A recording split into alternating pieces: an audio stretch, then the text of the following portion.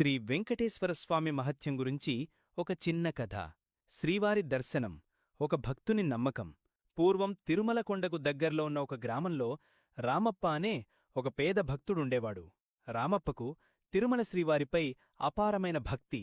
తన జీవితంలో కనీసం ఒక్కసారైనా స్వామివారిని దర్శించుకోవాలని తీవ్రంగా కోరుకునేవాడు. కాని అతని పేదరికం, వయస్సు అతన్ని తిరుమలకు వెళ్లడానికి అడ్డుపడేవి.